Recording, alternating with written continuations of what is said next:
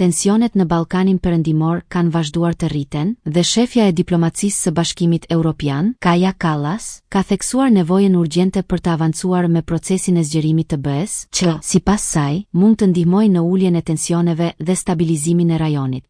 Ajo ka theksuar se, për të arritur këtë, është e nevojshme të krijohen histori, suksesi që të inkurajojnë shtetet e rajonit për të vazhduar reformat dhe integrimin në BE.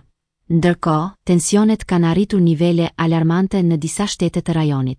Situata më problematike duket të jetë në Bosnjë e Hercegovinë, ku autoritetet në entitetin serb kanë ndërmarrë hapa që kanë ngritur shqetësime ndërkombëtare për mundësinë e shkputjes së Republikës Srpska. Në këtë kontekst, NATO ka bërë të qartë se nuk do të lejojë rrezikimin e paqes në Bosnjë, ndërsa Shtetet e Bashkuara kanë shprehur shqetësim dhe kanë paralajmëruar kundër shpërbërjes së vendit dhe mundësisë për një konflikt të ri. Po ashtu, tensionet mes Kosovës dhe Serbisë mbeten të larta, me përshkallëzime të vazhdueshme që kanë shënuar ngjarje të dhunshme, si sulmi i serbëve të armatosur ndaj policisë së Kosovës në shtator të vitit 2023. Kosova ka akuzuar Serbinë për nxitjen e dhunës, por Beogradi ka mohuar çdo përfshirje në incidentin e dhunshëm. Nga shtetet e Ballkanit Perëndimor, Kosova është ende e fundit në procesin e saj të integrimit në Bashkimin Evropian, ndërsa përshpejtimi i këtij procesi ka marrë një vëmendje të shtuar në kontekstin e tensioneve aktuale në rajon.